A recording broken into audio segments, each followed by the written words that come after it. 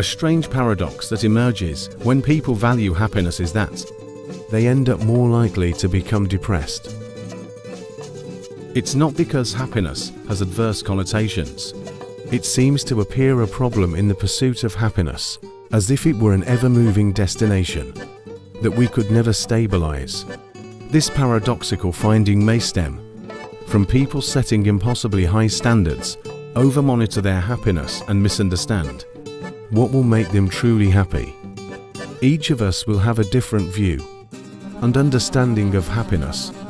Many studies suggest that happiness is measured by comfort and material conditions, but it is also recognized in the light of joy and satisfaction. We all like happiness. It is what makes us smile and motivates almost every action we take. But how can we quantify happiness when it is such an ill-defined, ambiguous, and changeable concept? Even if we agree that it is of great importance, how can we quantify it?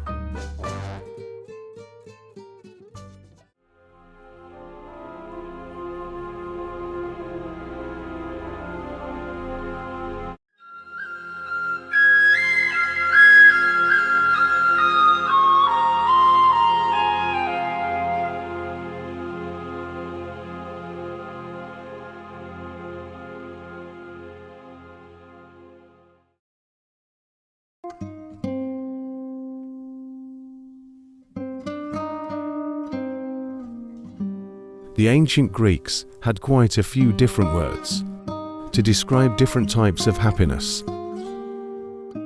Hedonia is their term for what we might call simple joy, or a happiness. It is a subjective state of feeling great. It's the emotional impact of laughing, enjoying a relaxing drink, or feeling euphoric. When you hear the Star Wars theme tune in a movie theater, it's Michelin-starred steak, or it's KFC. Hedonia is a joy, and it's truly amazing. Measuring this type of happiness is also quite easy.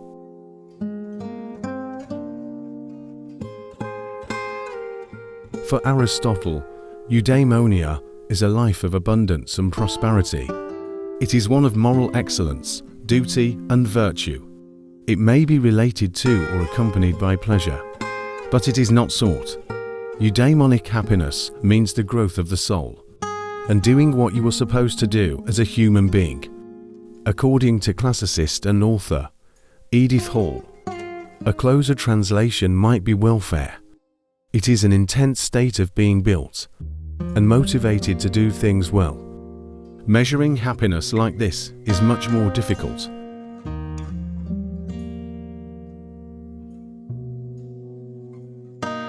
However, when it comes to happiness, the illusions of our mind deceive us time and time again. We aim for dreamlike perfection, and despite our best efforts to bridge the gap, that happiness still eludes us. In fact, more and more research proves that the more we value and pursue happiness, the less happy we become. This is called the happiness paradox. But how can we become happier and enjoy those benefits?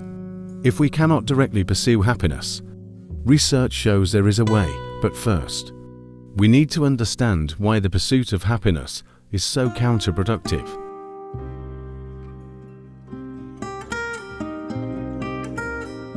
As Ben Shahar writes in his book Happier, no matter what, if I wake up in the morning and say to myself, I want to be happy, I'm going to be happy no matter what. I am directly pursuing happiness. This deliberate pursuit to be happy reminds me how important happiness is to me, of how much I value it, and therefore hurts more than it helps. The cause of this hurt is due to the way of thinking that considers difficulties as harmful to happiness. If something causes pain, regret, stress, sadness, discomfort, confusion, or a series of other unpleasant emotions, we should avoid them. It's best to aim for happiness and always be satisfied. Obviously, that's impossible.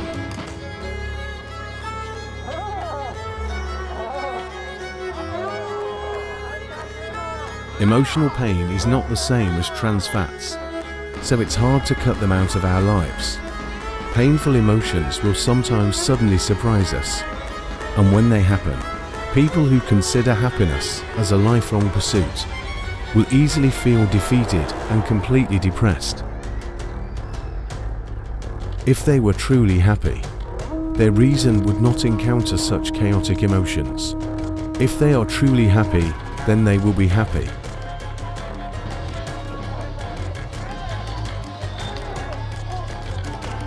Ben Shahar likens this mindset to looking directly at the sun, to understand the light, instead of contemplating the moonlight on a river.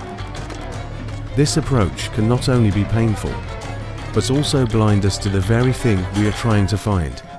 Likewise, focusing our attention directly on happiness blinds us to the truth about it. Painful emotions are not a failure of happiness. They are an integral part of its development.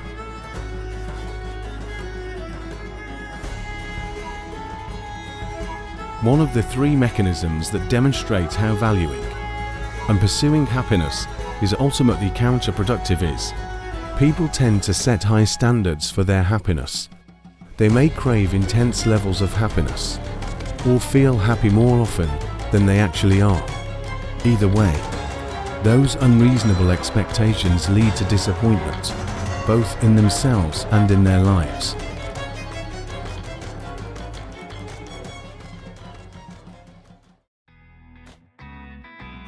Second, is that people cannot accurately predict what will make them happy, due to a variety of biases, heuristics, and misconceptions.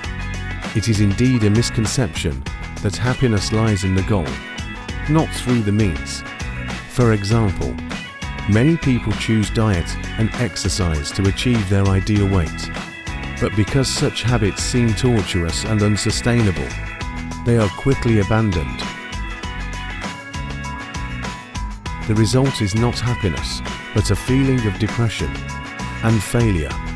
One misconception is that happiness is self-centered. Although having these pursuits makes people appear happier, it is short-lived. People then quickly return to their baseline level of happiness and have to start looking again for the next higher level.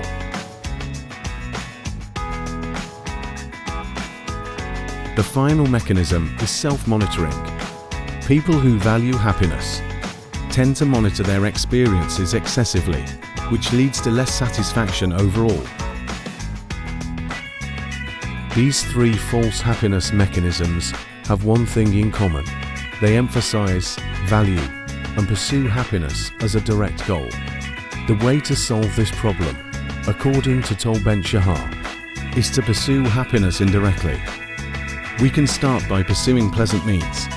Instead of focusing on favorable ends, look for activities and artifacts that you find truly beneficial.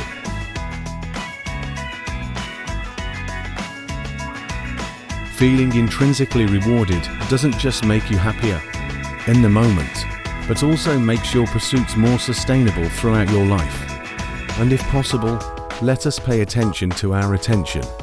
Instead of worrying about how much happiness your next vacation or upcoming promotion will bring, learn to enjoy the experience. Research shows that when our minds wander to things other than current experiences, we are often less happy. Ben Shahar said in an interview that, "I don't think there's a point before one is unhappy, after which one is happy. Rather, happiness resides on a continuum. It's a lifelong journey, and knowing that, we can have realistic rather than unrealistic expectations about what is possible."